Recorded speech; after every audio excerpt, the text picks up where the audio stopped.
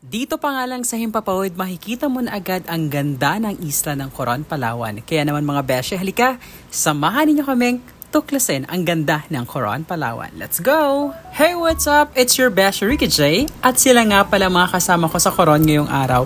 Kami ang first honor dito sa Gate 5 ng Clark International Airport. Alam mo naman mga kasama ko, hindi yan papahuli lalo na kung may parating na seat sale. Book agad yarn. Kahit walang ipon, basta may kaskas lang sa credit card. Hoy! Dumating na nga itong sasakyan naming plane, ang Sunlight Air. Medyo mainit nga ang panahon ngayon pero carry lang dahil excited na kami makita ang Coron.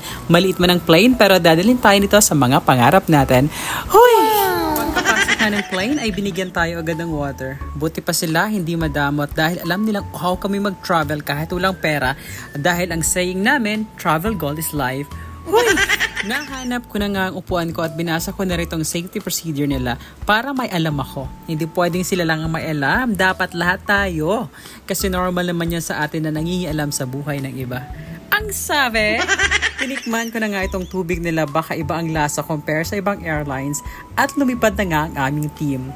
Nakapikit na nga ako saglit at nagising dahil may ayuda mga beshi. Masyado namang ginagalingan ng Sunlight Air. Lakas ninyo makapagpahalaga sa inyong mga pasahero. May pa-snack pa at juice. Masyado naman kayo nakaka-pressure para sa ibang airline. Huy! At syempre, as an ambassador ng pagiging judgmental, tinikman ko na rin itong snacks nila. In all fairness, hindi tinipid sa lasa kahit ang pamasahe natin sa airplane ay 900 pesos lang. Balikan na. O, diba? After 1 hour ng aming paglipad ay nakita na namin itong island ng Coron. Hindi naman pala kailangan ng promotion ng isla kasi sa ganda nito ay kaya namang kumatak ng turista. Huy!